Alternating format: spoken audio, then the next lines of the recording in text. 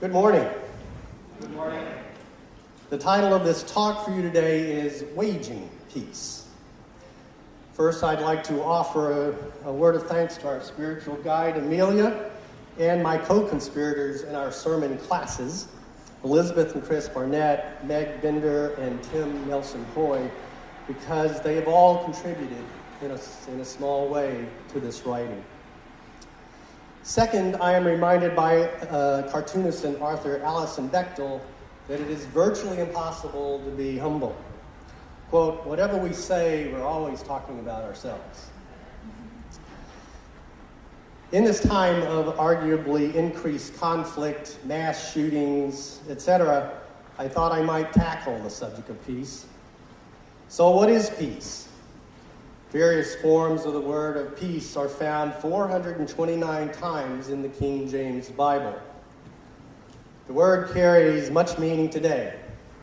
It can be a state of tranquility or quiet, freedom from disquieting or oppressive thoughts or emotions, harmony in personal relations, a state or period of mutual concord between governments. Someone at peace is in a state of concord or tranquility. Big subject for a short talk. So why tackle peace? The reason is right here.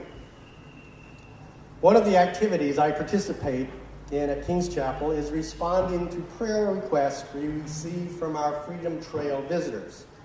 These prayer requests are recorded in the book, just to the right of the vestry. This 15-day sampling from the beginning of May is typical of the requests we receive. Many of the requests involve health issues. Many are unique, like the Arkansas mother who asked, "Please pray for Joshua that they may return to the world." Or this unsigned one that asked, "Please pray for Park Place Church that they may follow God's will." This one is more typical. "Please pray for George and Rainey that they find peace in their lives, that they have lived for everyone else except themselves." And this request for peace. "Please pray for peace and unity for our great nation, that we may join as one, for current and future leaders to govern as one." The overwhelming request of interest involves, as you guessed it, peace. Of these 85 written prayer requests, 40, or 47%, mention a request for peace in some fashion. That's almost half. Now, many of these are rest in peace, requests for family members or friends, and many are not.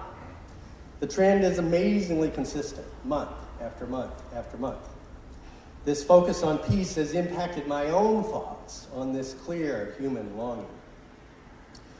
There is anecdotal evidence that at least in the next life, peace is where it's at. In this book, Life After Death Redo, by our very own church member, David Wheeler, David interviews many folks who have had near-death experiences. Their stories are amazingly consistent with few outliers. The common refrain, quote, "I felt completely at ease. I wasn't worried about my problems any longer." David quotes Mary A. as saying, "I'm not frightened of death now, just the pain that sometimes precedes the final moment. I'm afraid of pain, but not anything after that, because I found peace, serenity, and joy as I soared in the black void. I remember traveling higher and higher and becoming more and more at peace." And another out-of-body experiencer says, "All was serene, all was calm." And another, "I suddenly felt great peace. Maybe it was a wave of bliss or happiness that came over me, no pain. I had nothing on my mind except that contented, peaceful feeling." In a thought mirroring 2 Corinthians 4:18, Helen Keller said, the Bible gave her, quote, "a deep, comforting sense that things seen are temporal, and things unseen are eternal." Clearly, the human condition contains a longing for peace. Can God create that for us on this side of death too? Wouldn't it make sense that God would create in us a desire for what God already wants to give us? Is contemplation or meditation a gateway to internal peace?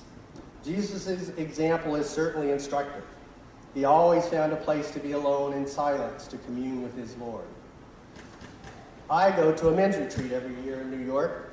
One of the activities of the 300-plus men is to leave the assembly hall and sit silently for 15 minutes in the dark around the lake. For some newcomers, this is radical. 15 minutes of silence in a group. The American novelist Richard Ford has said, quote, "When people realize they're being listened to, they tell you things," unquote. Could it also be that when God realizes it's being listened to, it tells you things too? Maybe at least some of the time when we pray, we just need to shut up and listen. This silence in a crowd for me has a special sort of spiritual significance. Many years ago, after I had completed my 2 years of Peace Corps service in what was British Honduras, now Belize, I went to Spanish language school in Antigua, Guatemala, near the recently erupted Volcan del Fuego. There I was living with a host family with total immersion into the Spanish language. There was one experience there that required no language, a magical silence broken only by sorrowful weeping of onlookers. Antigua culminates their Holy Week in a very special parade or procession. Floats or palanquin displaying passion narrative images are created that have no wheels and are shoulder-borne by groups of people sorted by height from 50 to 100 strong, depending on the size and weight of the palanquin. They carry the palanquin over the streets that have been beautifully decorated by colored sawdust carpets created by the neighborhood adjacent to the street. Any given group of bearers carries the palanquin only a few blocks and then hand it off to the next group as it makes its way somberly and silently through the dark and incense-laden evening. I, a young gringo at the time, was invited by my host family to take the place of one of the taller bearers and experience the bearing that was so meaningful to them. I donned the hooded black robe and slipped in unnoticed in my full beard to carry my section of the palanquin. It was at once somber and uplifting, imagining the carrying of the cross for Jesus, in silence, yet lockstep with the person in front of you and behind you, in communion with all. A big part of my spiritual life here at King's Chapel is the opportunity for me to relive that experience in a small way with a weekly small group meditation. There's a special spiritual air that fills the room that connects you with others. Isn't that why so many of us are here this morning, to connect? Mother Teresa underscored this with the words, "If we have no peace, it's because we have forgotten we belong to each other." When you can find peace within yourself, you can become the kind of person you can live at peace with others. And that, along with others, can ripple into a broader peace. In Psalm 34:14, which we read, the Lord implores us to seek peace. In Romans 14:19, we should, quote, make every effort to what leads to peace. Of course, there will be some people who do not desire peace. We are still to do our utmost to be at peace with them, per Romans 12:18. In a recent memorial show for Anthony Bourdain, they replayed a dinner scene between Bourdain and President Obama. They were talking about the commonality of people across the world and the desire for making peace. Of course, President Obama said, "You don't make peace with your friends. You make peace with your enemies." We know we do not need to be perfectly right. Indeed, we can't be anyway. So we just try to be in right relationship. In other words, we try above all else to be loving. Such as can have met the enemy and know the major enemy is me.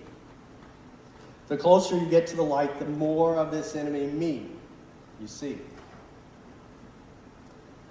And while we're on the subject of seeing, Gandhi says, an eye for an eye only ends up making the whole world blind. Similarly, Eleanor Roosevelt said, it isn't enough to talk about peace. One must believe in it. And it isn't enough to believe in it. One must work for it. Forgiveness, for example, is serious work, especially in the moment, that key time to avoid or de-escalate conflict. Listening well is also hard work, but imperative. As Albert Einstein said, peace cannot be kept by force. It can only be achieved by understanding. Making peace doesn't sound easy. In Jesus' Beatitudes from Matthew 5:9, he says, "Blessed are the peacemakers, for they will be called children of God." So where does it all start? We know the words. Let there be peace on earth, and let it begin with me. Let there be peace on earth, the peace that was meant to be. And to end with Paul's 1 Corinthians 7:15 and David's Psalm 34:14, God has called us to walk in peace, to seek peace, and pursue it. So in short, how do we pursue or wage peace? Overcome evil with good, falsehood with truth, and hatred with understanding, empathy, and love. Love is the greatest power on earth. Let it begin with us here at King's Chapel. Just imagine. Amen.